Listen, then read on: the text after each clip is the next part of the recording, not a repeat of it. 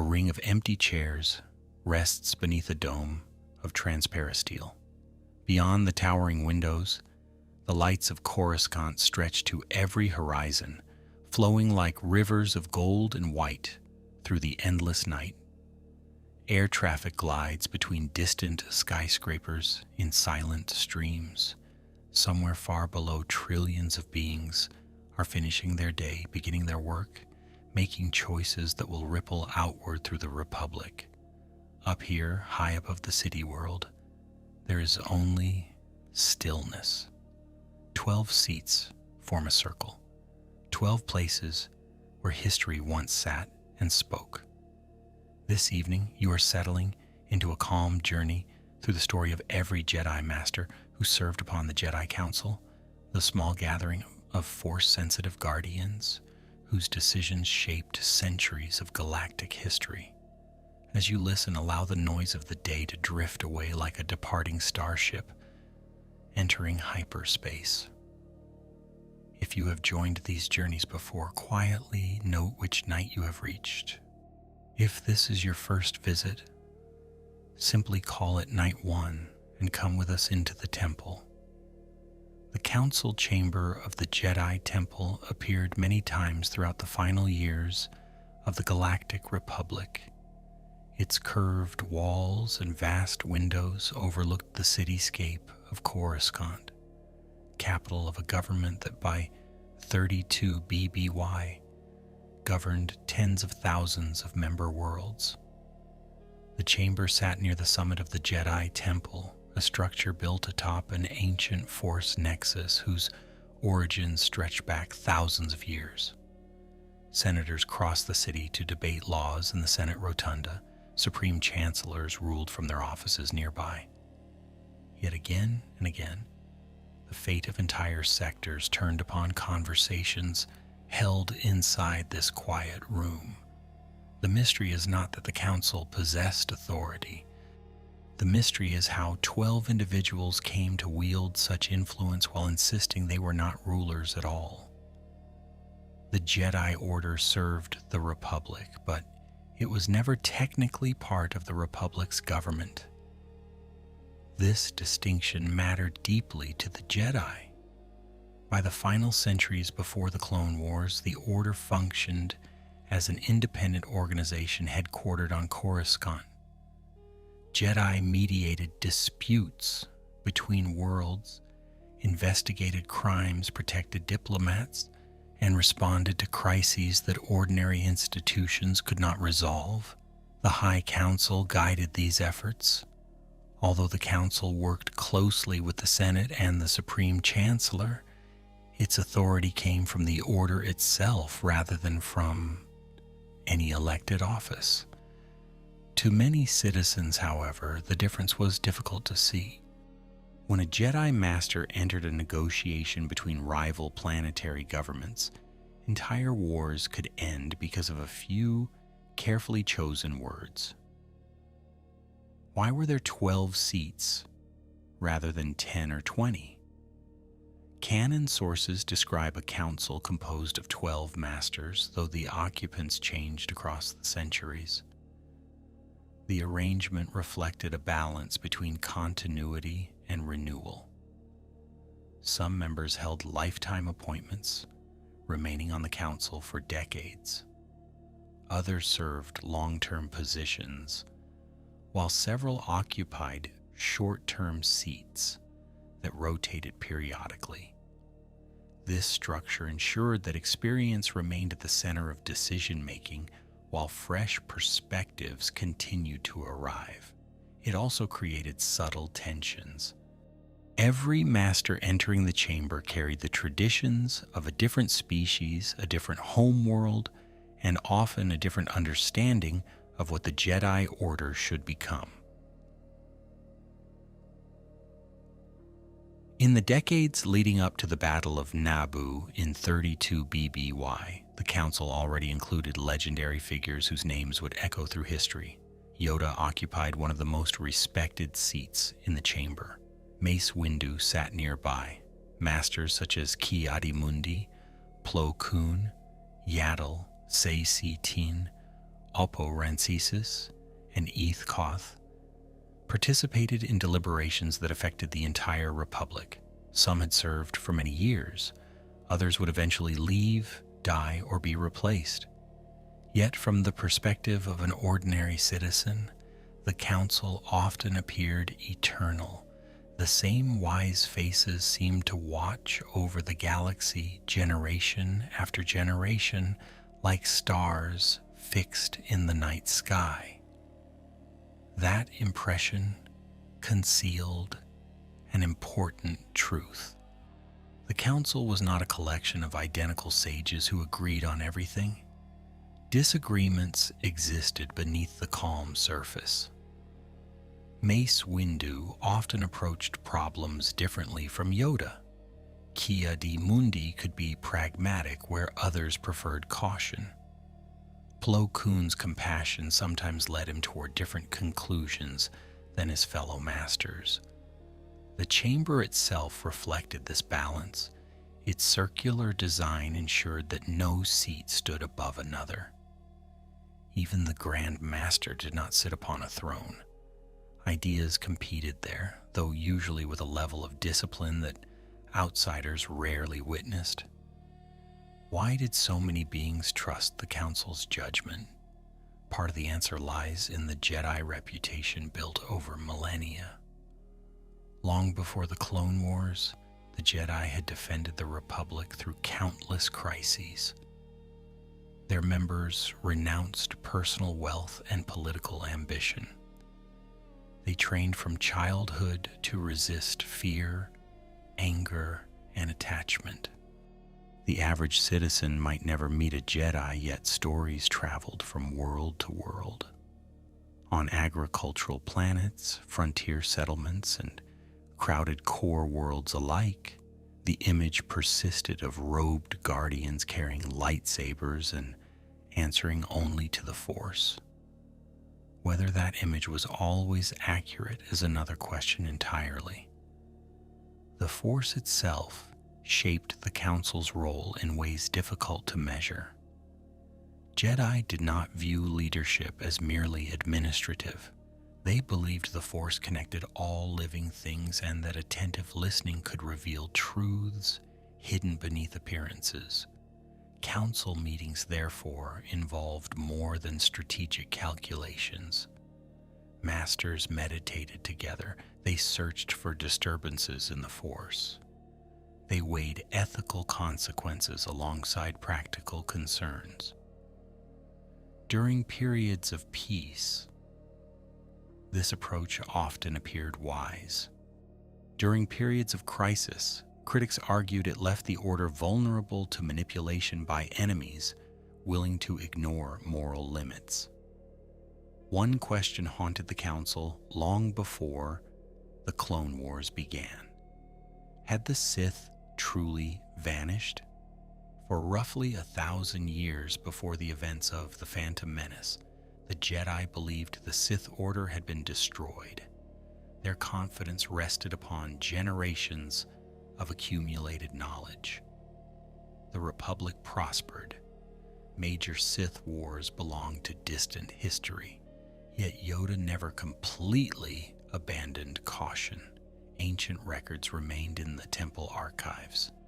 Legends of darkness survived, and although few masters expected the Sith to return openly, many sensed that the galaxy's peace rested upon foundations less secure than they appeared. That uncertainty exploded into reality on Naboo. In 32 BBY, Jedi Master Qui-Gon Jinn encountered a mysterious warrior on Tatooine. The warrior wielded a red lightsaber. Later, during the Battle of Naboo, that same figure fought Qui-Gon and Obi-Wan Kenobi. His name was Darth Maul. After Maul killed Qui-Gon and was seemingly defeated by Obi-Wan, the Council faced a terrifying conclusion. For a millennium, the Sith had remained hidden. Now one had revealed himself. Mace Windu voiced the question that immediately troubled every master present. Was the warrior a master or an apprentice? The answer carried enormous implications. The rule of two, established long before by the Sith, held that there should be only two Sith at a time, a master and an apprentice.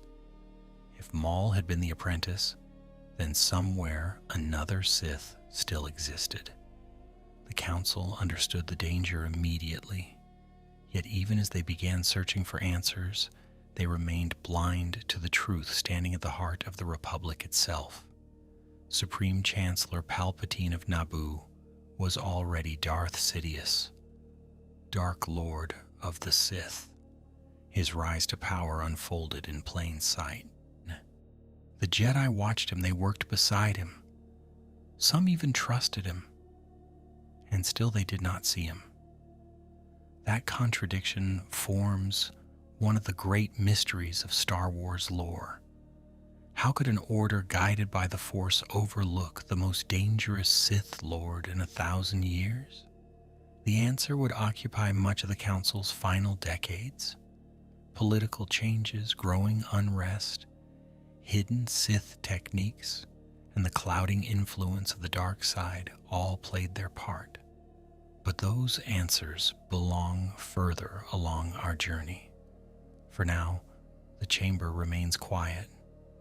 12 chairs wait beneath the glow of Coruscant's night. Outside the windows, countless speeders drift between towers of light, while inside the Guardians of the Republic prepare to confront a darkness they have not faced in 1,000 years. How could the wisest Jedi in history sense darkness spreading across the galaxy and still fail to identify the Sith Lord standing at the center of political power? The question follows Yoda through nearly every discussion about the fall of the Republic. By the time of the Phantom Menace in 32 BBY, Yoda had lived for around 9 centuries. He had trained Jedi for generations. Entire civilizations had risen and changed, while he remained a constant presence within the Order. Yet when the final confrontation with the Sith arrived, even Yoda found himself struggling against forces he did not fully understand. Yoda's species remains one of the greatest mysteries in Star Wars canon. Neither its name nor homeworld has ever been revealed. What is known is that Yoda was already a respected Jedi Master centuries before the Skywalker saga began. During the High Republic era, roughly 200 years before the Phantom Menace, Yoda traveled widely throughout the Republic. Canon novels and comics depict him teaching younger Jedi, mediating disputes, and pursuing a deeper understanding of the Force. While many masters became attached to specific responsibilities, Yoda often moved where the Force guided him. Even then, other Jedi regarded him with a mixture of affection and awe. Within the council chamber, Yoda rarely dominated conversations through force of personality. He often spoke softly, allowing silence to linger before offering an opinion. Yet his influence was immense. Masters who disagreed with him still respected his judgment. During council sessions, in the years before the Clone Wars, Yoda frequently emphasized patience when others demanded immediate action. This tendency frustrated some observers. To politicians facing urgent crises, caution looked like indecision. To Yoda, however, reckless certainty had destroyed many civilizations across galactic history. One of the clearest examples appeared during the Council's evaluation of Anakin Skywalker in 32 BBY. Qui-Gon Jinn had discovered the boy on Tatooine while investigating events connected to Naboo.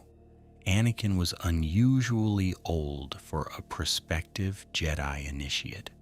More importantly, Qui-Gon believed he was the chosen one mentioned in ancient Jedi prophecy. When Anakin stood before the council, Yoda sensed fear within him.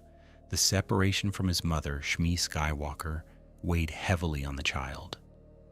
Yoda's concerns were direct and unmistakable.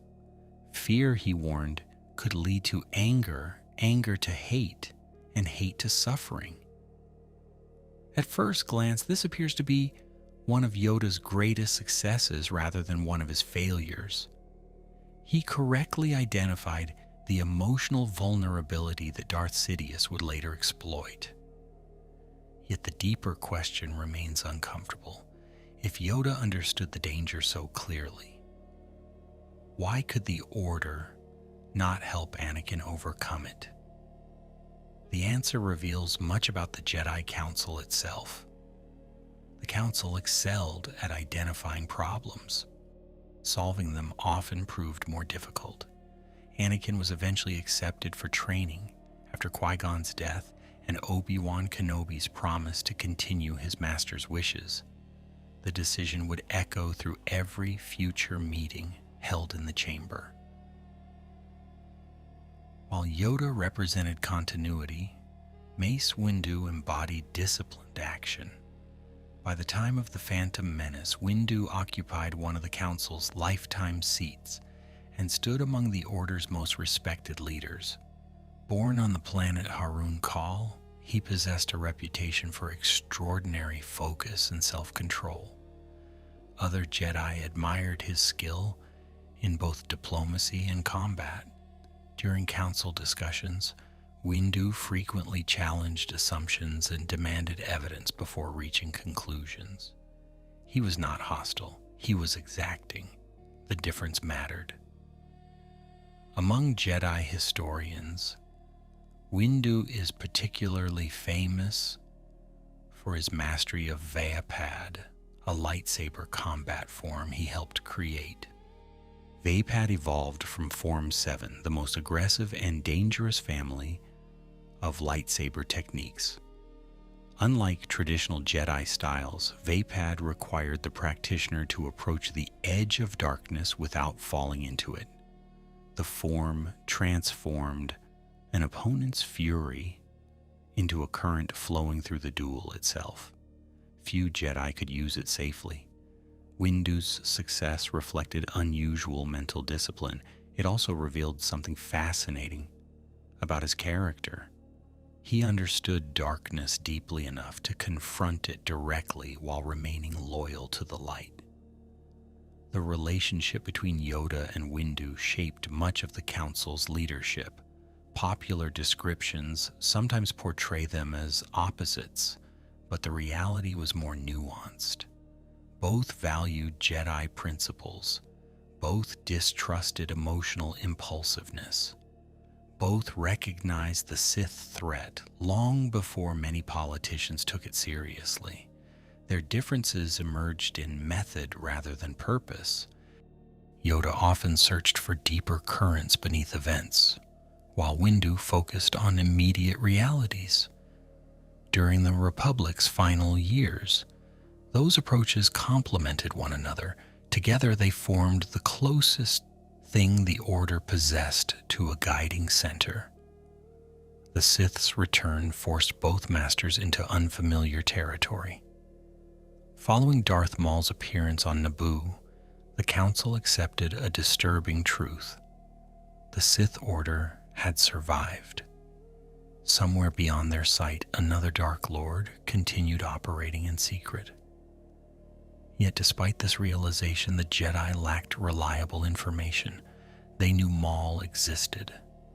They knew a master must exist as well. What they did not know was that Darth Sidious had already positioned himself beside the Republic's highest institutions. He manipulated the Trade Federation crisis. He orchestrated Naboo's invasion. He engineered his own rise to Supreme Chancellor. The Jedi witnessed every consequence while remaining blind to the architect. As years passed, Yoda became increasingly aware that something interfered with the Jedi's connection to the Force. During Attack of the Clones in 22 BBY, he spoke openly about this concern. The dark side clouded everything he explained. The future had become difficult to see. This was not merely poetic language. the Council genuinely experienced growing uncertainty through the Force itself. Visions became unreliable, premonitions grew fragmented, long-established methods of perception no longer provided clear guidance. The Sith had achieved something unprecedented. They had concealed themselves from an order specifically trained to detect them. A popular fan theory argues that Darth Sidious accomplished this through ancient Sith rituals centered beneath Coruscant. Canon has never fully confirmed such claims. What canon does establish is that Sidious deliberately used the dark side to obscure the Jedi's perceptions. The Council recognized the effect without understanding its source. Imagine standing atop the temple and watching a storm slowly consume the horizon. You know darkness approaches. You know visibility is worsening. Yet the storm itself prevents you from seeing what lies within it. That was the strategic situation confronting Yoda and Windu throughout the Republic's final decade. The outbreak of the Clone Wars in 22 BBY transformed everything. The first Battle of Geonosis erupted after Obi-Wan Kenobi uncovered evidence linking Count Dooku and the Separatist movement. Hundreds of Jedi deployed to the arena on Geonosis in an effort to rescue Obi-Wan, Anakin Skywalker, and Senator Padme Amidala. Gunships of the newly revealed Grand Army of the Republic arrived under Yoda's command. Clone troopers entered the conflict. The Republic and Confederacy of Independent Systems began a war that would last 3 years. From that moment onward, the Council's responsibilities expanded beyond anything it had faced in generations. The change was profound. For centuries, the Jedi had acted primarily as guardians and negotiators. Now they became generals. Mace Windu directed military operations across multiple fronts. Yoda traveled between battle zones and strategic conferences. Council meetings increasingly focused on troop deployments, supply routes, and separatist offensives. Worlds such as Christophsis, Ryloth, Bothawui, Felucia, and Kashyyyk demanded attention. Every victory required decisions that cost lives. The Council adapted because it believed the Republic needed protection. Yet with each passing month, the line separating Jedi from soldiers grew harder to distinguish. Far above Coruscant, the Council chamber remained unchanged. The same 12 seats faced one another beneath the glow of the city. Yet the masters occupying those seats were changing. War reshaped them, new burdens accumulated, difficult compromises emerged, and among those veteran counselors sat individuals whose stories are often overshadowed by Yoda and Windu. Masters like Ki-Adi-Mundi, Plo Koon, and Saesee Tiin, whose wisdom, courage, and tragic final moments would become inseparable from the last days of the Republic. Why did some of the Council's most respected veterans fail to recognize that the Sith were already winning? It is a question that hangs over the careers of Ki-Adi-Mundi, Plo Koon, and Saesee Tiin.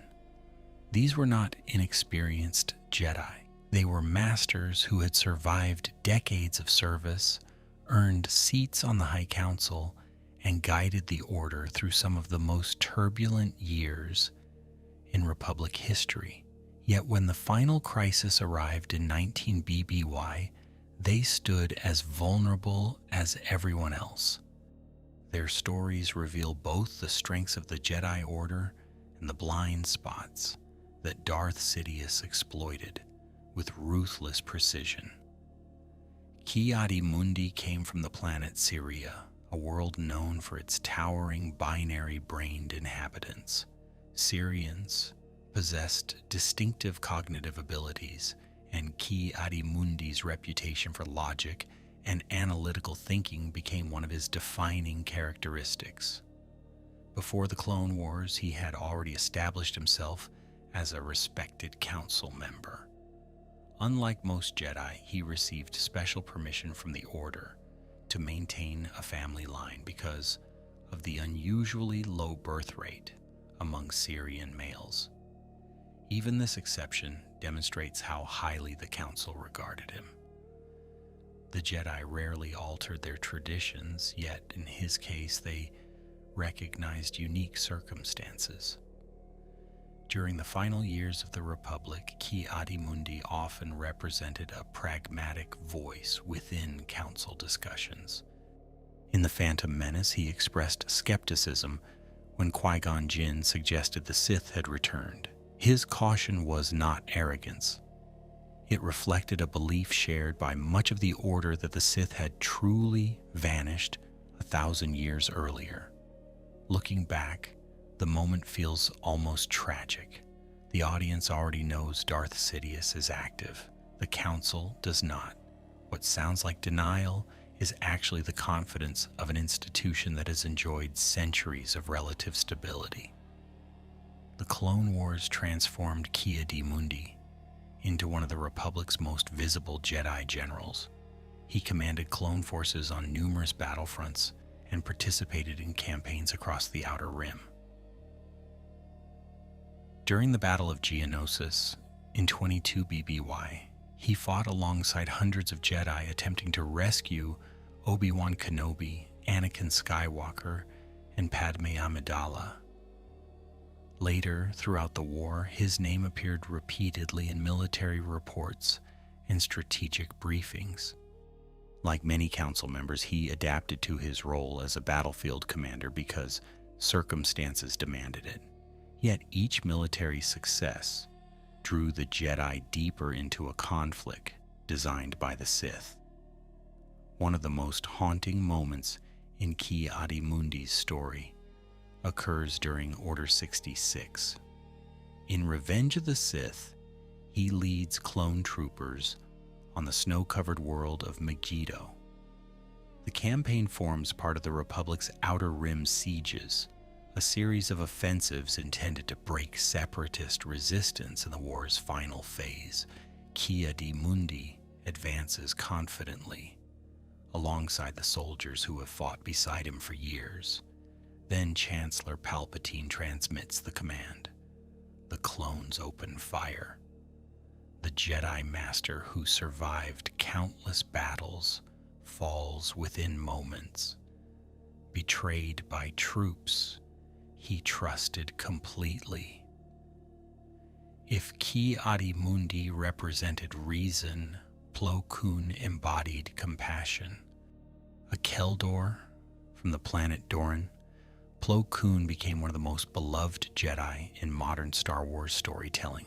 He wore a distinctive breathing mask and protective goggles whenever operating in oxygen-rich environments because Keldor physiology required a different atmospheric mixture. His appearance could seem intimidating to outsiders. His actions rarely were. Again and again, canon stories depict him placing the lives of others above his own convenience or safety. Long before the Clone Wars, Plo Koon made a discovery that would alter galactic history. During a mission to the Togruta homeworld of Sheely, he encountered a Force-sensitive child named Ahsoka Tano. Recognizing her connection to the Force, he brought her into the Jedi Order. Decades later, Ahsoka would become Anakin Skywalker's apprentice, survive the fall of the Republic, fight the Empire, and continue carrying Jedi traditions into the New Republic era. The chain of events begins with Plo Koon. One quiet decision on a distant world eventually influences generations. Throughout the Clone Wars animated series, Plo Koon consistently demonstrates qualities that distinguish him from many military leaders. He develops genuine concern for the clone troopers under his command. In the episode Rising Malevolence, he survives the destruction of his Jedi cruiser, the Triumphant, after an attack by General Grievous's massive warship, the Malevolence. Stranded in escape pods with clone survivors, Plo refuses to abandon hope. More importantly, he refuses to treat the clones as expendable assets. When another Jedi refers to clones as mere equipment, Plo rejects the idea outright. "Not to me," he says. "To me, they are individuals." That attitude resonates powerfully because it reflects the ideals the Jedi sought to uphold even during wartime. The Republic often viewed clones as military resources. Plo Koon saw people. His bond with clone pilots and soldiers earned loyalty that extended beyond formal command structures. Yet loyalty could not protect him from the inhibitor chips hidden within the Grand Army. During Order 66, Plo Koon pilots his starfighter above Cato Neimoidia. Clone pilots flying beside him receive Palpatine's command. Their missiles strike his craft. The Jedi Master, who spent years protecting others, disappears in a burst of flame high above an alien world. Why does Plo Koon remain so popular among fans despite receiving relatively limited screen time in the films? The answer lies partly in the Clone Wars, which expanded his character substantially. It also lies in what he represents. He demonstrates that strength and kindness are not opposing qualities. He is a warrior who values mercy, a council member who listens, and a commander who remembers names. Among all the Jedi lost during the Republic's collapse, few inspire as much affection. That affection reflects the qualities the Order hoped to cultivate at its best. Saesee Tiin presents a different kind of council master. An Iktachi from the moon Iktach, he possessed notable piloting skills and force abilities associated with heightened intuition. His species was known for limited precognitive talents, a fascinating detail considering the Council's struggles to foresee the Sith threat. Throughout the Clone Wars, Saesee Tiin served both as a military commander and strategic advisor. Although he receives less narrative attention than figures like Plo Koon or Mace Windu, his presence on the Council indicates the trust his peers placed in his judgment. His final moments connect directly to one of the most important scenes in galactic history. In 19 BBY, after learning that Chancellor Palpatine is Darth Sidious, Mace Windu assembles a small group of Jedi Masters to arrest him. Saesee Tiin joins the mission alongside Agen Kohler and Kit Fisto. The confrontation unfolds inside the Chancellor's office overlooking Coruscant. Sidious ignites his lightsaber and attacks with astonishing speed. Within seconds, Saesee Tiin is dead. One of the Republic's most experienced Jedi Masters falls before he can meaningfully react. The scene demonstrates just how dangerous the Sith Lord truly is. Viewed together, Ki-Adi-Mundi, Plo Koon, and Saesee Tiin illustrate an important truth about the Jedi Council. These were not fools. They were not corrupt. They were not indifferent to suffering. Each possessed strengths the Republic desperately needed. Yet none of those strengths could compensate for an enemy who controlled both sides of a galactic war. While the Council debated strategy, Darth Sidious shaped events from behind the curtain. While Jedi fought separatists across hundreds of systems, the Sith manipulated both governments involved in the conflict. The tragedy is not that the Council lacked wisdom. The tragedy is that wisdom alone proved insufficient against a plan decades in the making. And still, Even among the Council's most respected veterans, there were masters whose influence came not from battlefields or military commands, but from meditation, scholarship, and an unusually deep relationship with the Force itself. Their stories unfolded more quietly. Yet in some ways, they came closer than anyone to sensing the darkness gathering around the Republic. Why did some of the Council's most spiritually minded members seem closer to the truth than their more famous colleagues?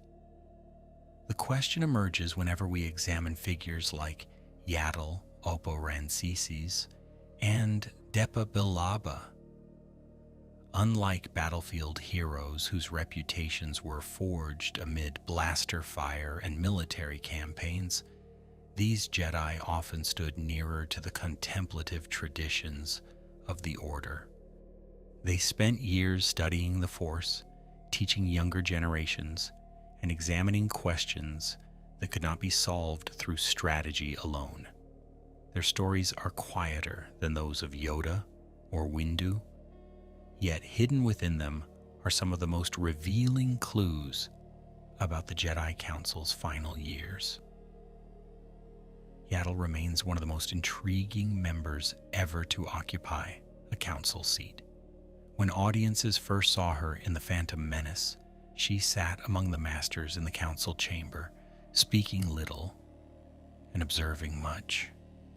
Like Yoda, she belonged to the mysterious species whose origins remain unknown in canon. For many years, almost nothing else was known about her.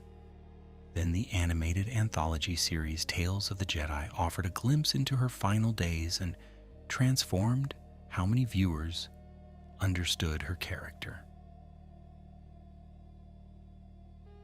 The story takes place shortly after the events of The Phantom Menace. Count Dooku has already begun moving away from the Jedi Order, though he has not yet publicly emerged as the Sith Lord Darth Tyrannus. Yaddle senses unease surrounding him. Rather than ignore her instincts, she follows him to an industrial world where he secretly meets Darth Sidious. There, the truth begins to reveal itself. Dooku is no longer merely a disillusioned Jedi. He is actively collaborating with the Dark Lord of the Sith. What follows is one of the most important yet understated confrontations in modern Star Wars canon. Yaddle faces Dooku directly. She pleads with him to return. She appeals not to rules or authority, but to the good she still believes exists within him. The conversation is tragic because both characters understand what is at stake. Dooku genuinely believes the Republic is corrupt beyond repair. Yaddle genuinely believes there remains another path. Neither is lying, neither is manipulating the other, yet their visions of the future have become irreconcilable. When the confrontation turns violent, Yaddle displays extraordinary power and determination. She fights not from hatred but from conviction. Even after suffering serious injuries, she refuses to surrender. Ultimately, she dies, protecting the truth she has uncovered. Her death remains hidden from the wider Jedi Order. Dooku and Sidious continue their plans unimpeded. The significance of the moment is difficult to overstate. One council member came dangerously close to exposing the Sith conspiracy years before the Clone Wars.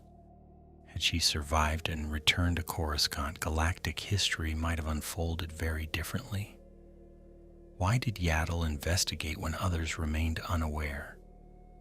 Canon does not provide a definitive answer, but her actions suggest an unusually strong willingness to trust intuition. The Jedi often valued evidence and caution, especially when dealing with accusations of treachery. Yaddle listened closely to what the Force seemed to be telling her. She noticed inconsistencies. She followed uncomfortable questions rather than dismissing them. In doing so, she came nearer to uncovering the truth than almost anyone else on the council. Another fascinating figure was Obo-Rancisis. His appearance alone made him memorable. Descended from the serpentine Thespiasian species, Oppo moved through the temple with a long, coiling body rather than humanoid legs. Yet physical appearance was the least remarkable thing about him. By the time of the Clone Wars, Oppo had served on the council for many years and was regarded as one of the Order's foremost strategists. Other masters often sought his perspective during periods of uncertainty because of his ability to analyze complex situations. Canon material consistently portrays Oppo as thoughtful and measured. He was not known for dramatic speeches or spectacular duels. His influence emerged through judgment. During the Republic's final decades, strategic thinking became increasingly valuable as tensions rose across the galaxy. Separatist movements gained momentum, political divisions deepened, entire star systems questioned Coruscant's authority. Masters like Oppo spent years attempting to understand these developments before they erupted into open conflict. In many ways, he represented the intellectual side of the Jedi tradition. One interesting mystery surrounds Obo-Rancisis himself. Unlike many council members, his fate during Order 66 remains unusually unclear in current canon. Numerous Jedi deaths are shown directly. Plo Koon dies above Cato Neimoidia. Ki Adi Mundi falls on Maigito. Isla Sakura is killed on Felucia. Oppo's story disappears into uncertainty. Recent canon references imply he may have survived the initial purge, though the full details remain unrevealed. That lingering ambiguity has made him a favorite subject of speculation among lore enthusiasts. If Yaddle represented intuition and Oppo represented scholarship, Depa Billaba embodied resilience. A human Jedi Master and former council member, Depa possessed an impressive record even before the Clone Wars began. She had trained under Mace Windu, one of the Order's greatest warriors. Her own achievements eventually earned her a place among the Council's leadership. Yet her most enduring contribution to Star Wars history would emerge through a student rather than through any political decision she made. That student was Caleb Dume. Years later, audiences would know him by another name, Kanan Jarrus. During the Clone Wars, Caleb served as Depa's Padawan. The two fought together during the war's final campaigns, forming the kind of close mentor-student relationship that had always stood at the heart of Jedi culture. Unlike the formal debates of the council chamber, these relationships represented the Order at its most personal. Knowledge passed from one generation to the next. Traditions survived because teachers invested themselves in their students. Order 66 shattered that tradition in a single afternoon. On the world of Kalar, Depa and Caleb fought alongside clone forces against separatist opponents. Then Palpatine issued the command. Clone troopers who had marched beside them suddenly turned their weapons on the Jedi. Depa understood immediately what was happening. She did not waste precious seconds searching for explanations. She focused entirely on saving her apprentice. Every action she took during those final moments served a single purpose, ensuring Caleb escaped. The sacrifice succeeded. Depa Billaba died, but Caleb survived. Under the identity of Kanan Jarrus, he would eventually join the crew of the Ghost, help form the early Rebel Alliance, train Ezra Bridger, and continue the Jedi legacy into the Age of the Empire. Seen from a distance, the chain is remarkable. A council member protects a Padawan. That Padawan survives because of her sacrifice. Decades later, he becomes one of the few Jedi capable of passing knowledge forward after the Purge. The Council's influence extends far beyond its own lifetime. There is a quiet pattern connecting Yaddle, Oppo Rancisis, and Deepa Bilaba. None occupies as much screen time as Yoda or Mace Windu. None dominates popular discussions of the Jedi Order, yet each reveals a different dimension of what the Council was supposed to be. Yaddle pursued truth, even when it led into danger. Oppo sought understanding rather than glory. Deepa demonstrated that service sometimes means giving everything for another person's future. Their stories remind us that the Council was never merely a governing body. At its best, it was a gathering of teachers, seekers, guardians, and scholars. Not every council member left behind such clear legacies. Some appeared briefly in major events before vanishing into history. Others died so quickly that audiences barely learned their names. Yet even those forgotten masters helped shape the final decades of the Republic, and their overlooked stories reveal surprising details about how the Council actually functioned behind its famous faces. What does the galaxy forget when history focuses only on Yoda, Windu, and Skywalker? The question becomes surprisingly important when examining the lesser-known Jedi Masters who occupied council seats during the Republic's final years. Many of these figures appeared only briefly in films or television series. Some died before their stories could fully unfold. Others spent most of their lives carrying out responsibilities far from the spotlight. Yet the Jedi Council was never built solely upon its most famous members. It depended equally upon those whose names faded into the background of history. One such figure was Even Piell, a Lannic Jedi Master whose fierce determination contrasted sharply with his small stature. By the time of the Clone Wars, Piell had earned a seat on the Council through decades of service and experience. He possessed a reputation for courage and unwavering commitment to the Republic. His appearance was distinctive, marked by sharp features and intense eyes that seemed constantly alert.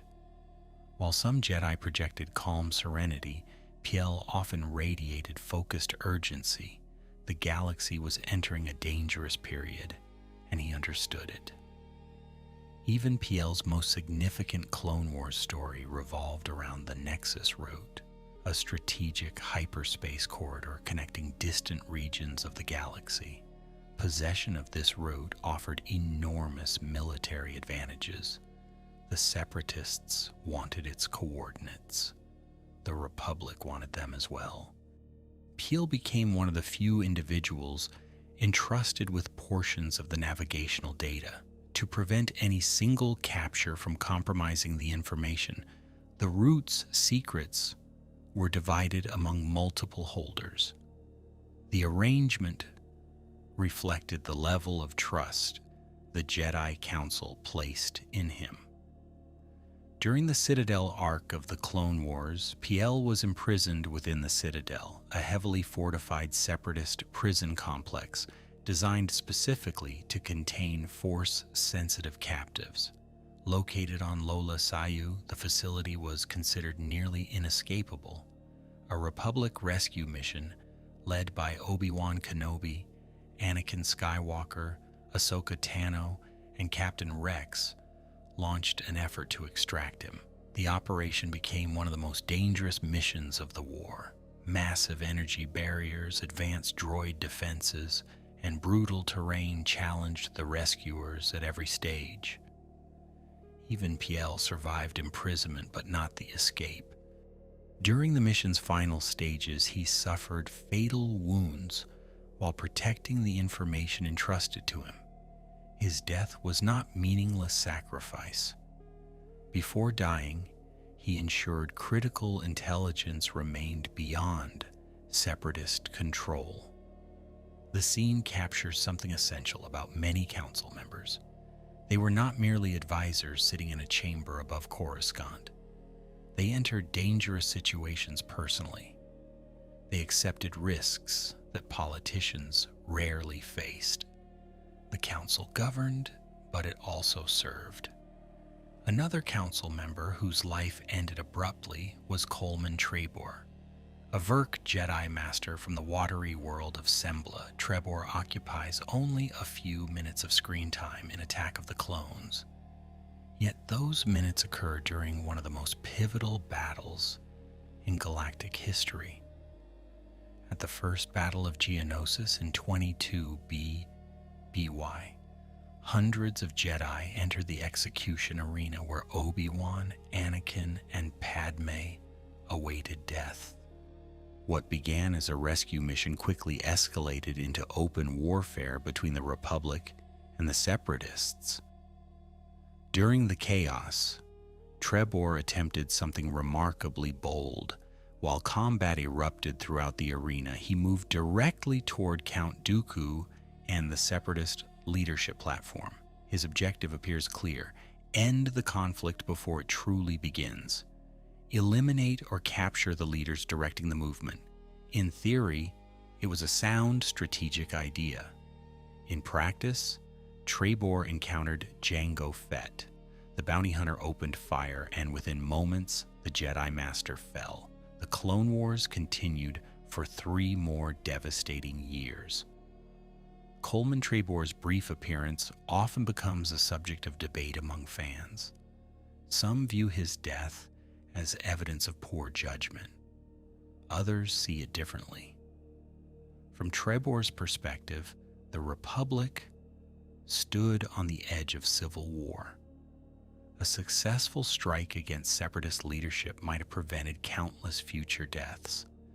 The attempt failed, but the logic behind it remains understandable. History frequently remembers outcomes more clearly than intentions.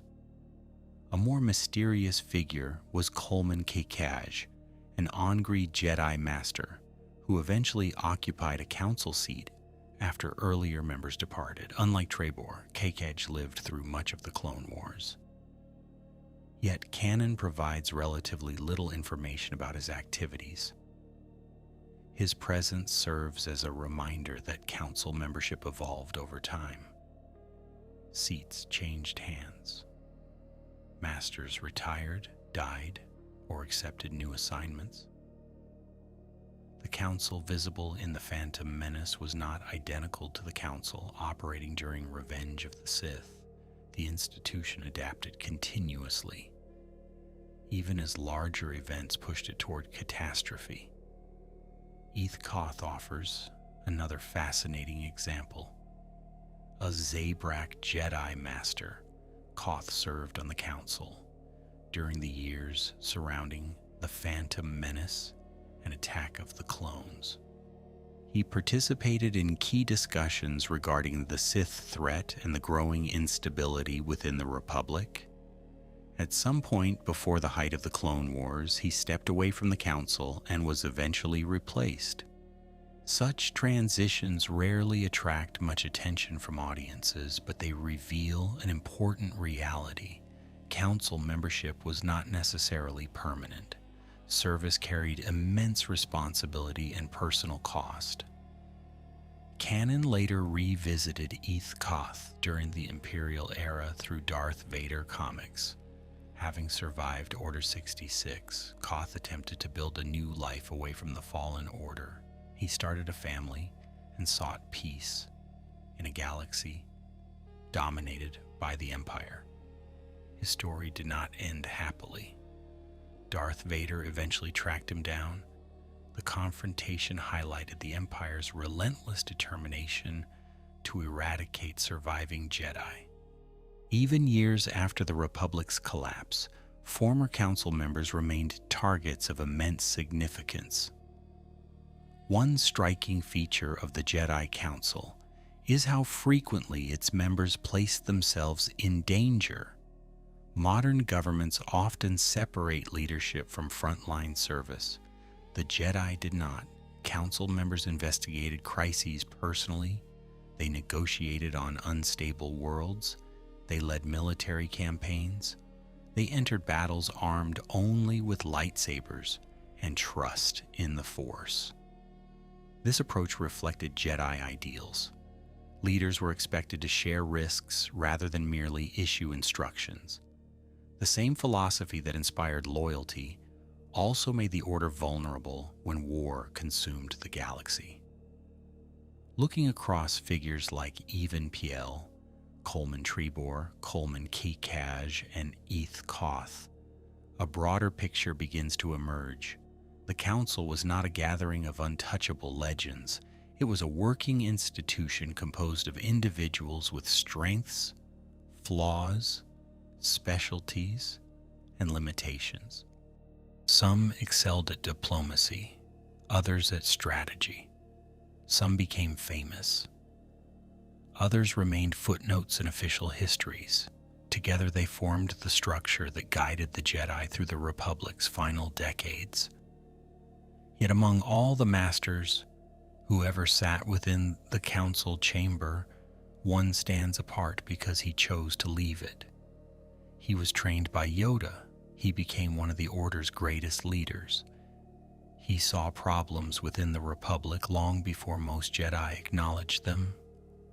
And in the end, Count Dooku walked away from the Council entirely, beginning a journey that would help destroy everything the Jedi Order had spent 1,000 years protecting.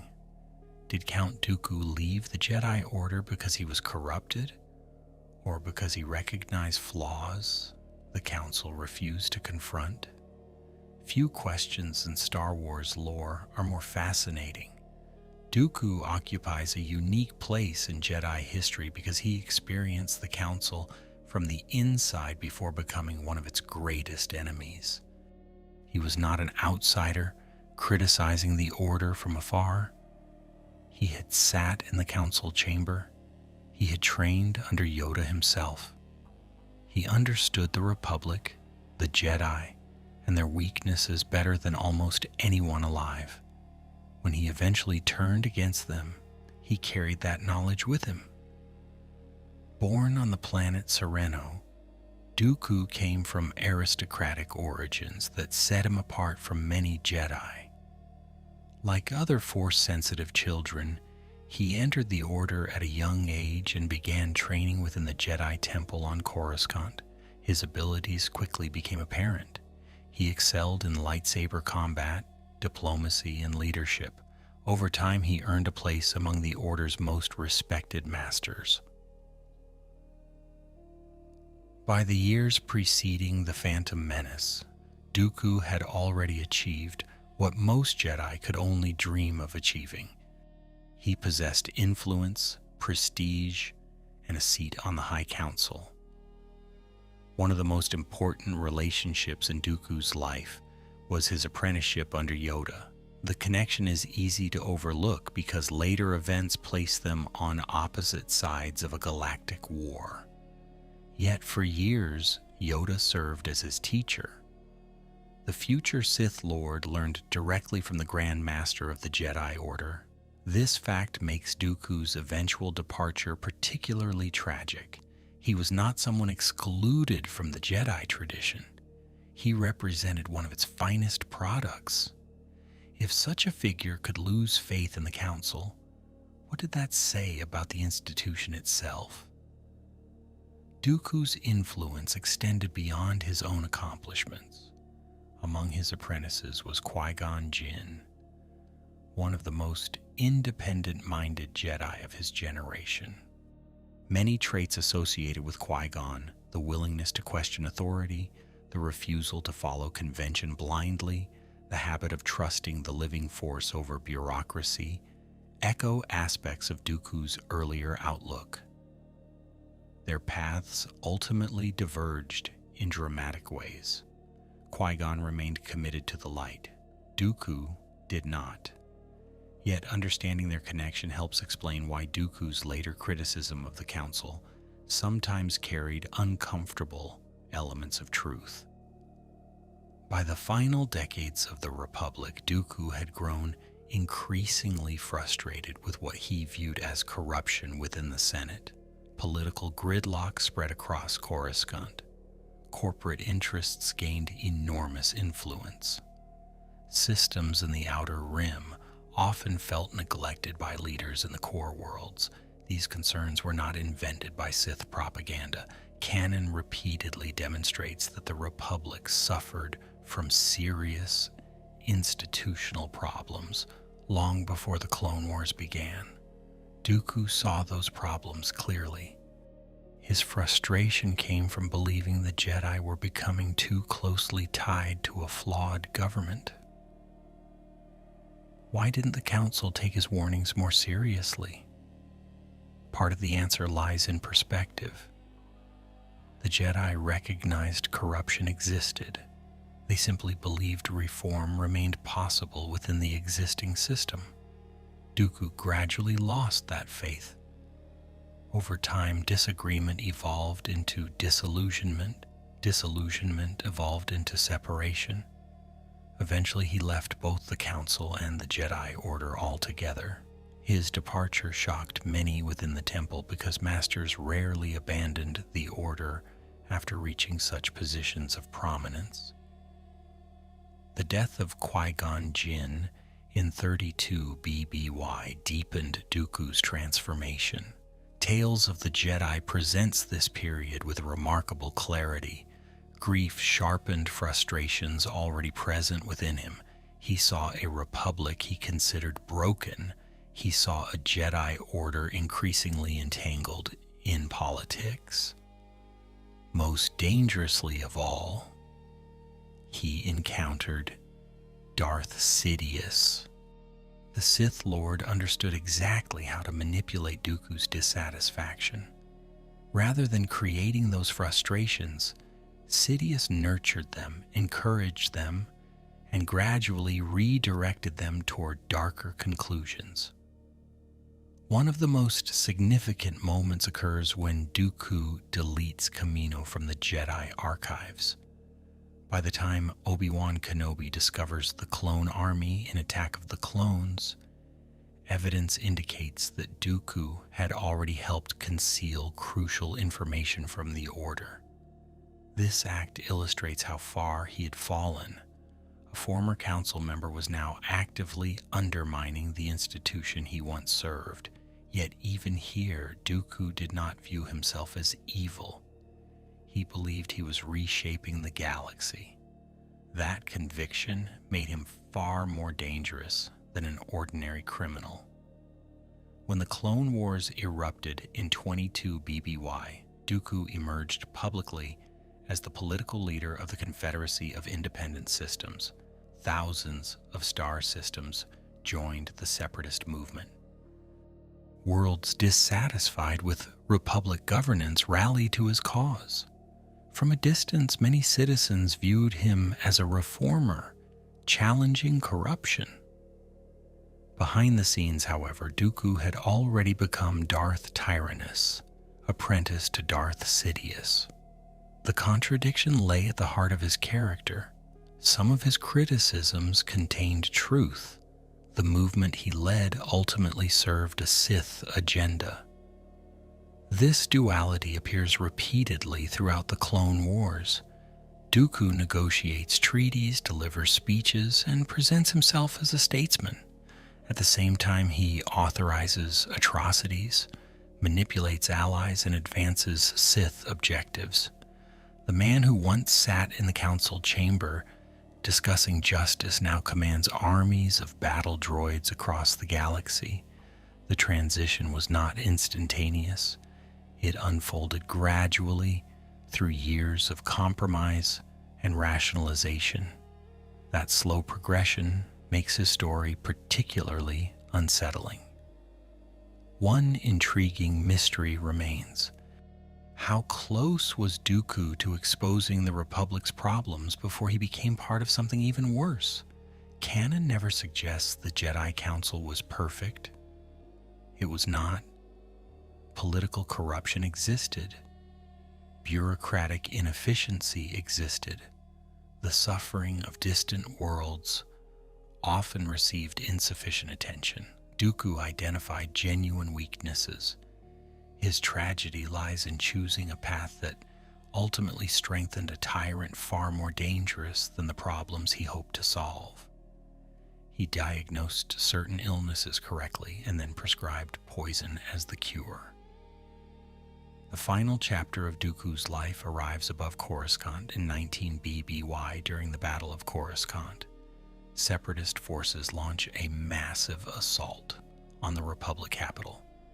General Grievous captures Chancellor Palpatine and transports him aboard the Invisible Hand. Anakin Skywalker and Obi-Wan Kenobi board the vessel to conduct a rescue. There, in one of the saga's most important duels, Dooku confronts his former enemies. He expects victory. Instead, Sidious abandons him. Anakin defeats him. At Palpatine's urging, Anakin executes the Sith Lord where he kneels. The scene carries enormous symbolic weight. A former council member dies because he trusted the very Sith Master who manipulated him for years. Dooku spent decades criticizing the Jedi Council's failures. In the end, he became another disposable piece in Sidious's larger design. His death clears the path for a new apprentice, Anakin Skywalker.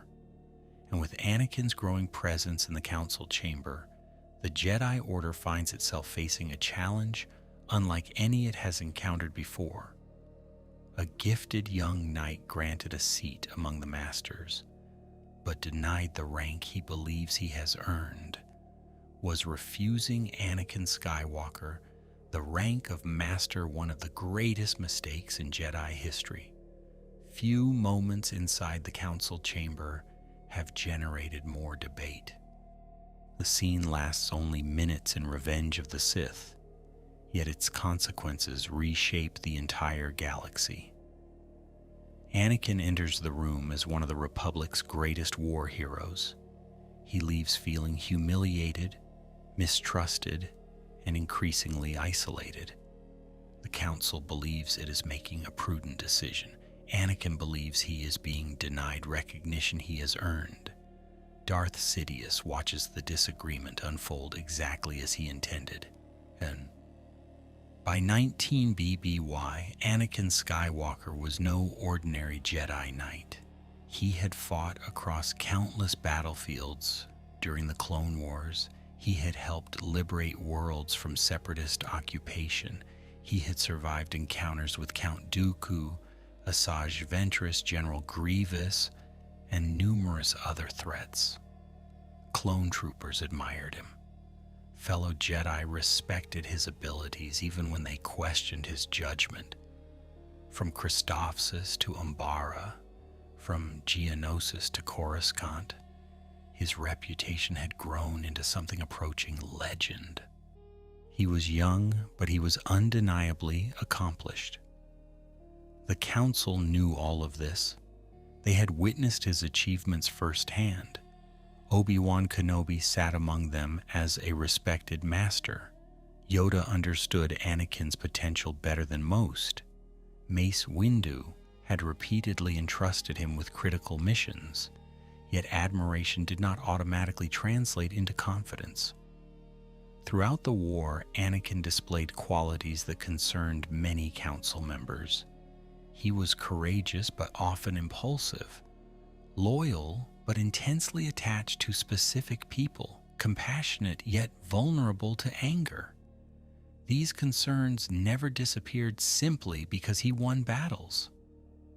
The situation changed dramatically when Chancellor Palpatine intervened. Over the course of the Clone Wars, Palpatine cultivated an unusually close relationship with Anakin. Publicly, this appeared understandable. The Chancellor admired a celebrated Jedi hero. Privately, Darth Sidious was nurturing his future apprentice. When Palpatine demanded that Anakin receive a seat on the Jedi Council, he placed the Order in an impossible position. Refusing outright risked a political confrontation with the Republic's highest elected official. Accepting created a dangerous precedent. The Council chose a compromise. Anakin would sit on the Council, but he would not receive the rank of Master. Their reasoning was rooted in tradition. Throughout Jedi history, Council membership and the rank of Master generally accompanied one another. Anakin's appointment had not emerged through the usual process. It had been forced by political pressure. To many masters, granting him both honors simultaneously would reward external interference in Jedi affairs. The decision made institutional sense. It was also exactly the outcome Sidious wanted. Anakin's reaction has become one of the saga's most memorable moments. "How can you do this?" he asks. "This is outrageous. It's unfair." The frustration is immediate and genuine. From his perspective, he has sacrificed years fighting a brutal war. He has repeatedly risked his life for the Republic. Now he sits among the Council members themselves, yet remains excluded from full recognition. The insult feels personal. More importantly, it confirms fears that the Jedi do not trust him. Why didn't the Council simply explain its concerns more clearly? This question lies at the heart of the tragedy. The Masters discussed Anakin extensively among themselves. They worried about his emotional volatility. They questioned his readiness. Yet communication often remained formal and indirect. Anakin received conclusions without always receiving the deeper reasoning behind them. The Council intended caution. Anakin experienced rejection. Into that growing gap stepped Palpatine, offering understanding, validation, and praise. The problem worsened when the Council assigned Anakin a secret task. Mace Windu and the other Masters suspected Chancellor Palpatine was accumulating too much power. Emergency authorities granted during the Clone Wars remained in place. The Senate grew increasingly dependent upon executive leadership. Rumors circulated about political manipulation. The Council therefore asked Anakin to observe the Chancellor and report anything suspicious. In practical terms, they wanted intelligence. In emotional terms, they asked Anakin to spy on the man he considered a trusted friend. The contradiction was devastating. On one hand, the Council insisted Anakin lacked sufficient maturity to become a master. On the other hand, they entrusted him with an extraordinarily sensitive mission involving the Supreme Chancellor himself. To Anakin, the message felt inconsistent. If they truly trusted him, why deny him advancement? If they distrusted him, why involve him in such a dangerous investigation? The Council believed circumstances required flexibility. Anakin saw hypocrisy. Sidious exploited every ounce of that confusion. The irony is painful because many of the Council's concerns were justified. Anakin was hiding a secret marriage to Padme Amidala, something strictly forbidden under Jedi rules. He struggled with fear of loss. He experienced recurring visions of Padme dying in childbirth. His emotional state grew increasingly unstable as those visions intensified. The Council could sense some of this turmoil without understanding its full cause.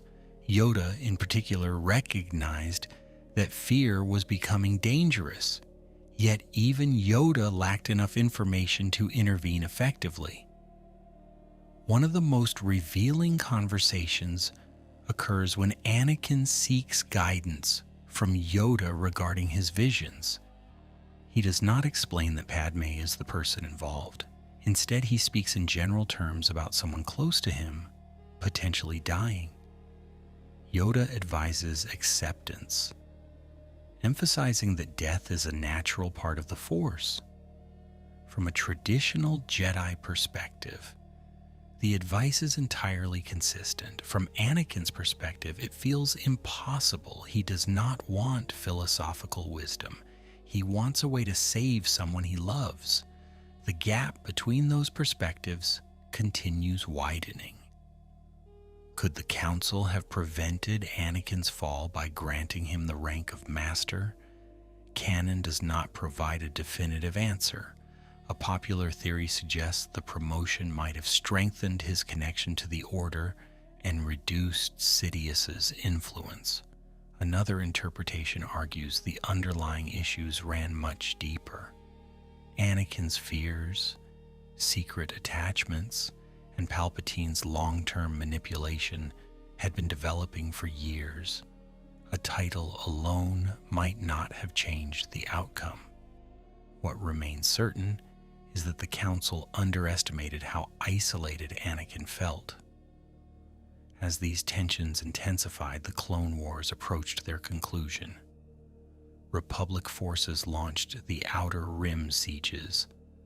General Grievous retreated across system after system. Separatist resistance weakened. Victory seemed close.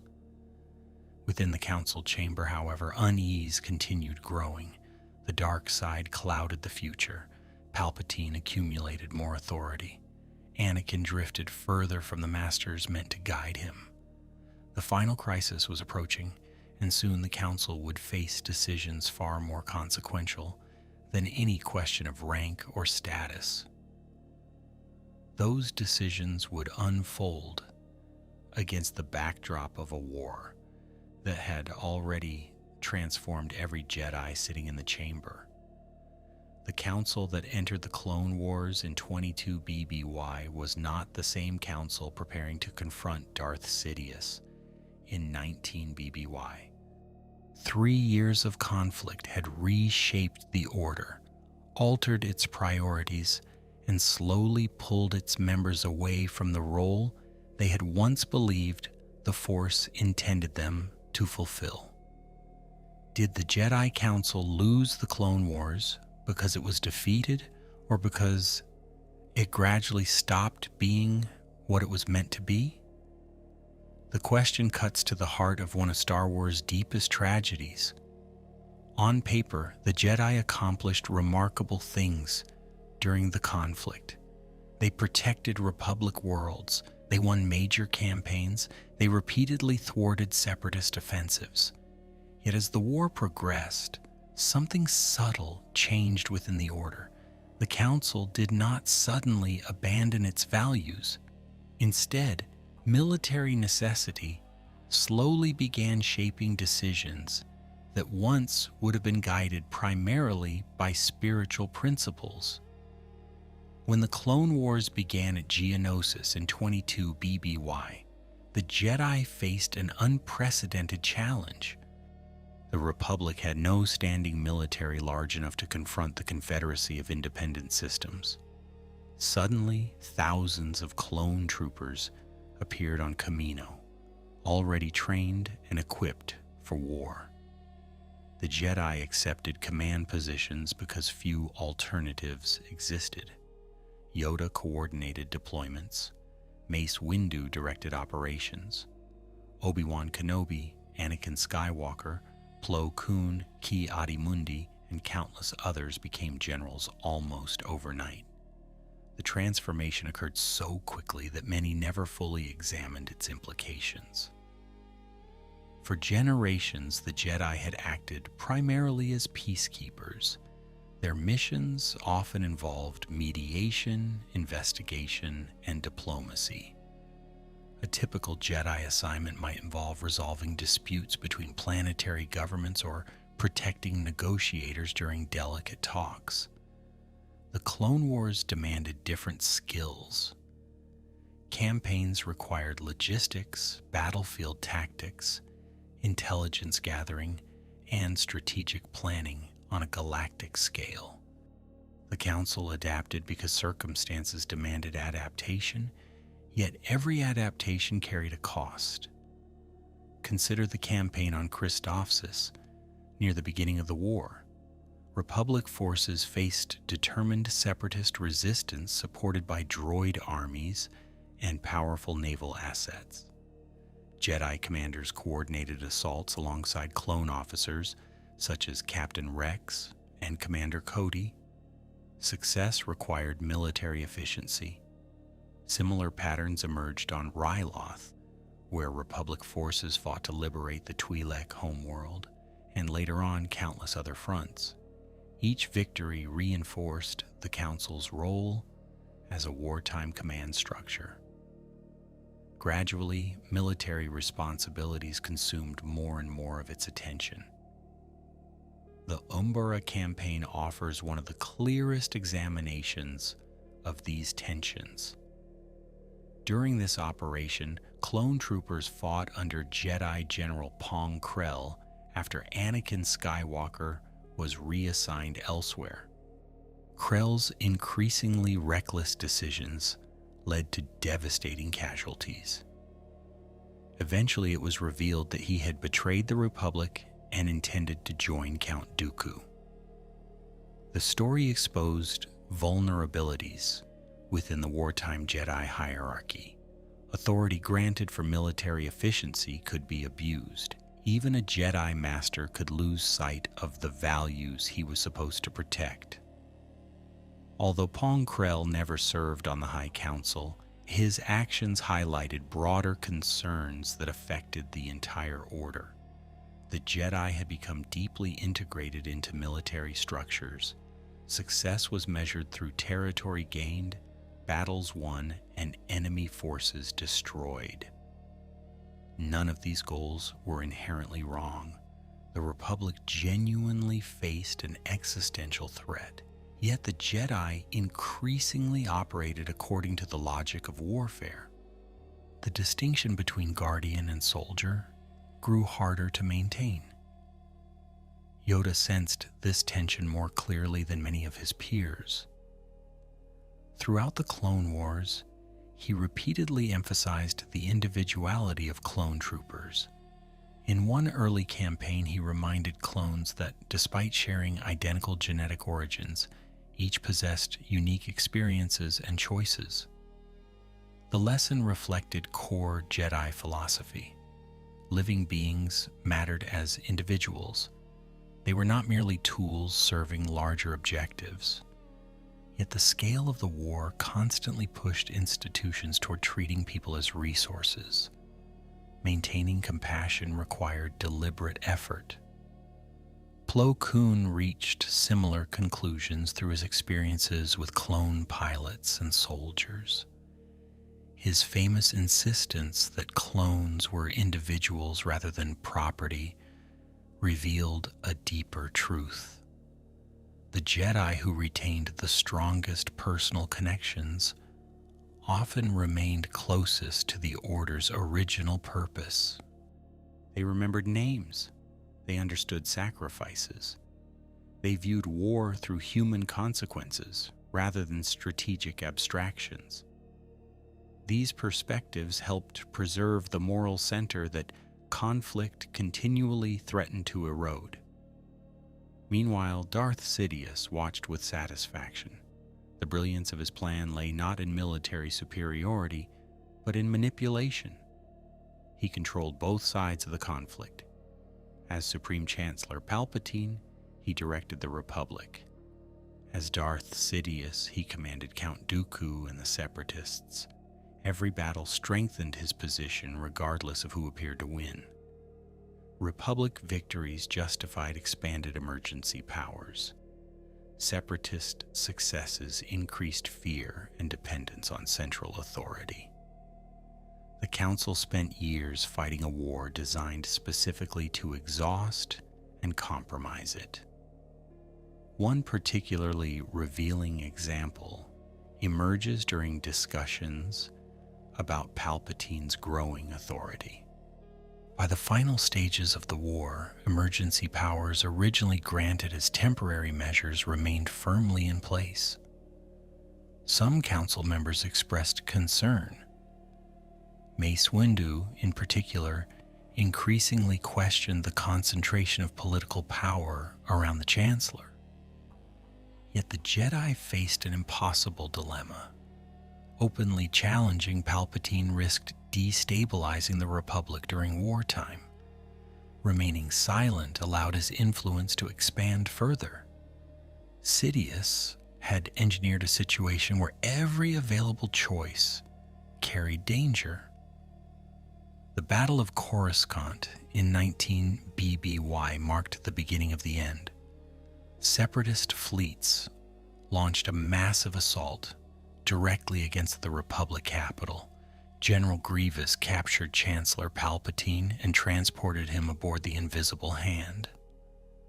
Anakin Skywalker and Obi-Wan Kenobi conducted the rescue mission that resulted in Count Dooku's death. To most observers, the Republic appeared closer than ever to victory.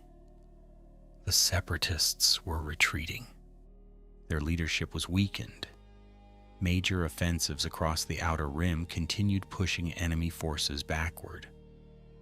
Inside the council chamber, however, unease reached unprecedented levels. The dark side's influence had become impossible to ignore. Jedi visions remained clouded. Political developments grew increasingly troubling. Anakin's relationship with the Council deteriorated. Reports from across the galaxy suggested the war's conclusion was near, yet many masters felt strangely unsettled. It was as though victory stood directly ahead while disaster approached from another direction entirely. They sensed danger. They simply could not see its true source. Why didn't the Council realize that the war itself was the weapon? In retrospect, the answer seems obvious. Sidious never intended either faction to achieve meaningful independence. The conflict existed to destroy the Jedi, transform the Republic into an empire, and create conditions favorable for Sith rule. Yet understanding that plan required knowledge the Council never possessed. The Masters analyzed military campaigns, political developments, and force disturbances. They searched for a hidden Sith mastermind. What they did not know was that the mastermind chaired Senate sessions, delivered public speeches, and thanked them for their service. As the final days approached, the Council's greatest leaders found themselves confronting an enemy they finally recognized. The revelation came through Anakin Skywalker himself. Chancellor Palpatine revealed his true identity as Darth Sidious. The mystery that had haunted the Jedi for more than a decade suddenly had an answer. The Sith Lord was no distant conspirator. He was standing at the center of the Republic. The discovery set in motion a confrontation that would determine the fate of every council member still alive. And within hours, the Jedi Order would face its greatest catastrophe since the fall of the ancient Sith Wars. Why did the Jedi Council spend centuries preparing for the return of the Sith and still fail to stop them? The answer begins in a private office overlooking Coruscant. After years of secrecy, manipulation, and careful planning, Darth Sidious finally reveals himself to Anakin Skywalker. The moment arrives not through a grand battle, but through a conversation. Palpatine speaks of Darth Plagueis, of powers over life and death, of abilities the Jedi supposedly cannot teach. Then he confirms what the Council has been searching for since Naboo. He is the Sith Lord. The hidden enemy has been sitting beside the Republic all along. To Anakin's credit, he initially does exactly what a Jedi should do. He reports the truth to Mace Windu. This decision is easy to overlook because of everything that follows, yet it remains important.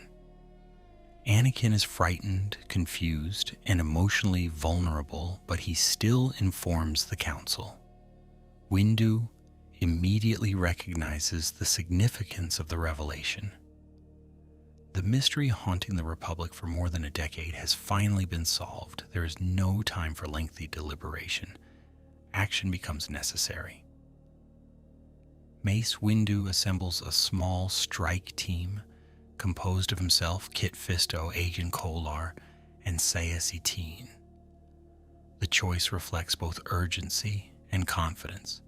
These are experienced Jedi Masters, warriors who have survived the Clone Wars and served the Order faithfully. Together they travel to the Chancellor's office to place Palpatine under arrest. The confrontation begins calmly. Windu informs the Chancellor that he is under arrest in the name of the Galactic Senate. For a brief moment, the possibility of a peaceful resolution still exists. Then Sidious attacks. The speed of the assault remains shocking even after repeated viewings. Agent Kolar dies almost immediately. Saya Satine falls moments later. Kit Fisto, one of the Order's most accomplished duelists, survives longer, but ultimately joins them. Within seconds, 3 Jedi Masters are dead. These are not inexperienced knights.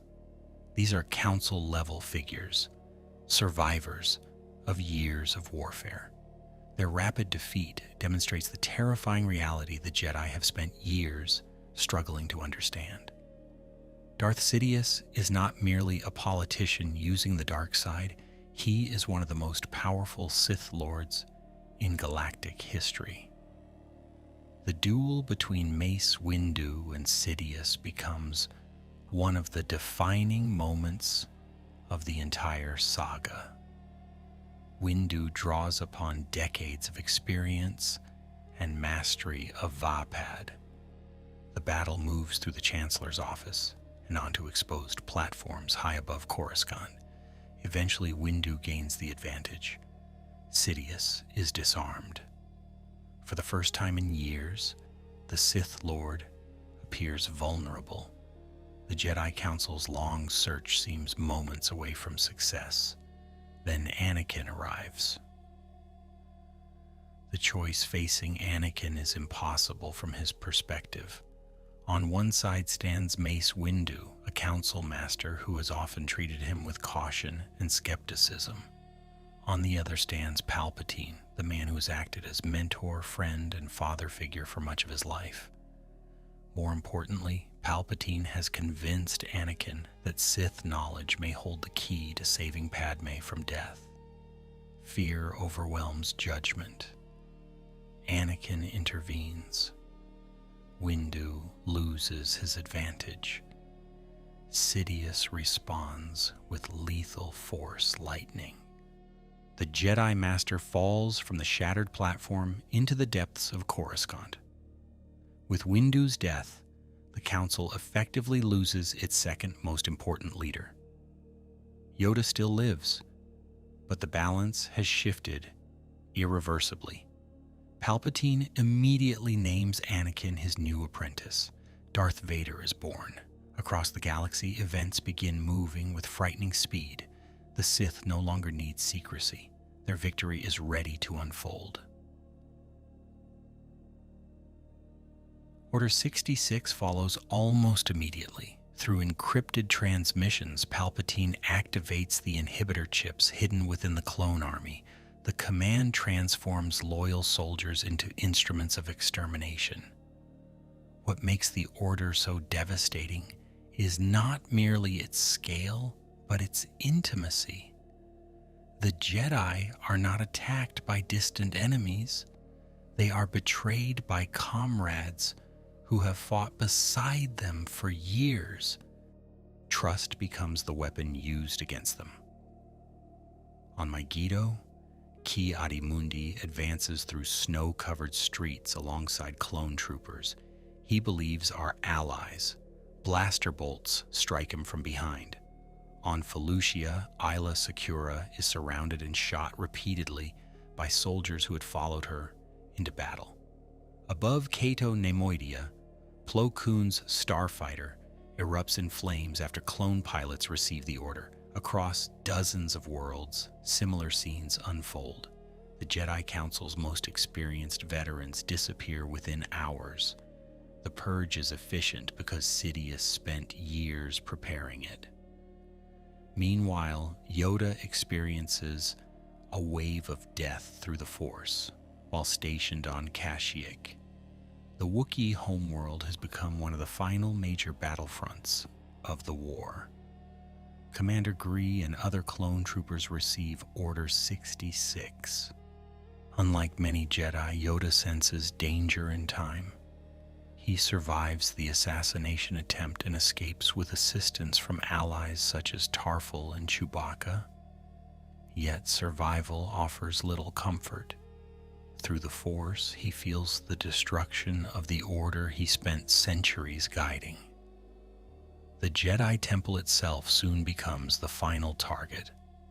Under Darth Vader's leadership, the 501st Legion marches into the vast complex on Coruscant.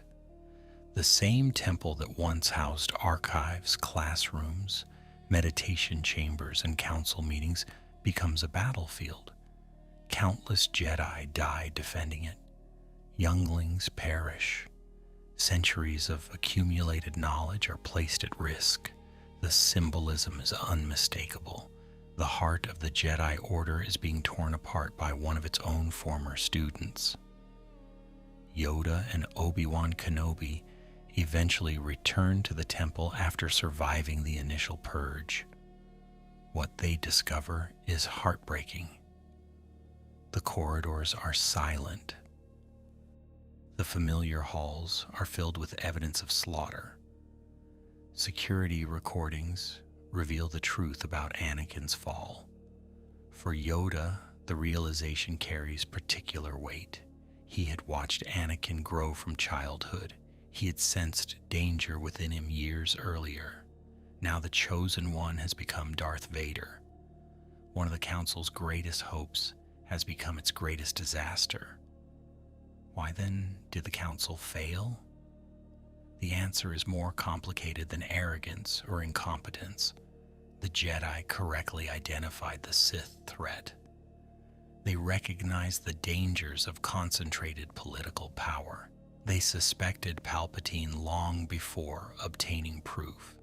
Yet they faced an opponent who controlled both sides of a galactic war, manipulated the Force itself to cloud perception, and spent decades preparing a trap of extraordinary complexity. The Council made mistakes, certainly. It also confronted circumstances unlike anything in its history. As the First Galactic Empire rises from the ashes of the Republic, the Council chamber falls silent. The 12 seats remain where they have always stood, beneath the great windows overlooking Coruscant. Yoda departs into exile on Dagobah. Obi-Wan journeys to Tatooine. Most other Council members are dead. The gathering that once guided the Jedi Order no longer exists. Yet the story of the Council is not quite over. The Empire can destroy masters, archives, and temples. What it cannot completely erase are the teachings that survive within those who remain, waiting for a future generation to rediscover them. When you look back across the lives of the Jedi Council Masters, a pattern begins to emerge that has less to do with victory or defeat than with the burden of responsibility. Yoda, Mace Windu, Plo Koon, Yaddle, Ki-Adi-Mundi, Depa Billaba, and the others were not simply powerful Force users gathered in a room. They were guardians attempting to hold together a civilization so vast that no single mind could fully comprehend it. Every day they faced choices involving worlds they would never visit and billions of beings they would never meet. The remarkable thing is not that they sometimes failed. The remarkable thing is how long they succeeded. For centuries, the Republic endured storms that might have shattered lesser institutions, and the Council stood at its center, steady as a beacon whose light reached farther than its keepers could ever see. Yet Star Wars has always been a story about the limits of wisdom. The Force grants insight, but not omniscience. The Jedi could sense darkness gathering, but they could not see every path ahead.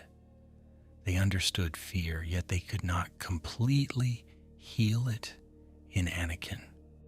They recognized corruption within the Republic, yet they could not cleanse it. Their tragedy was not ignorance. It was the realization that even the wisest people in the galaxy remain vulnerable to uncertainty. Again and again, the saga reminds you that knowledge and power are not the same thing, and neither guarantees control over the future. The fall of the Council also reveals one of the deepest truths about the Force itself. Balance is not achieved by eliminating every threat forever. It is not a permanent state that can be locked safely behind temple walls. The Jedi spent 1,000 years believing the Sith were gone, and during that long peace, they slowly came to see stability as permanence. Darth Sidious understood something they forgot. History moves in cycles. Fear returns. Ambition returns. Darkness finds new forms. The challenge is not to create a galaxy where such things never appear again. The challenge is to meet them when they do. That is why the Council's story does not truly end with Order 66. If their legacy consisted only of failure, then the Jedi would have vanished completely. Instead, fragments endured. Obi-Wan carried their teachings into the deserts of Tatooine. Yoda carried them into the swamps of Dagobah. Ahsoka carried lessons learned from masters like Plo Koon and Anakin. Kanan Jarrus carried the sacrifice of Depa Billaba. Luke Skywalker inherited knowledge stretching back through generations of teachers and students. The temple fell, the council dissolved, and the Republic became an empire, yet the ideals survived because they lived inside people rather than buildings. Perhaps that is the quiet lesson hidden beneath all the battles, prophecies, and political intrigue. The Jedi Council was never truly the 12 chairs, the chamber, or the authority those masters possessed. It was a conversation passed from one generation to the next. Some voices were wise, some were flawed, some were forgotten by history. Together they formed a chain, extending across centuries. The Force flowed through all of them, carrying their successes and mistakes forward so that those who came later could learn from both. And so, as the night deepens around you, the story returns to where it began. High above Coruscant, beyond the endless streams of traffic and the glittering towers, stretching toward the stars, the council chamber stands silent. The great windows still overlook the city. The circle of chairs remains beneath the dome. The masters who once sat there are gone, their voices long faded into the currents of the Force. Yet if you linger for a moment in that quiet room, watching the lights of the Capitol flicker across the darkness, it almost feels as though the Council has only just risen from its seats and stepped away, leaving the chamber waiting patiently for the next chapter in the galaxy's long story.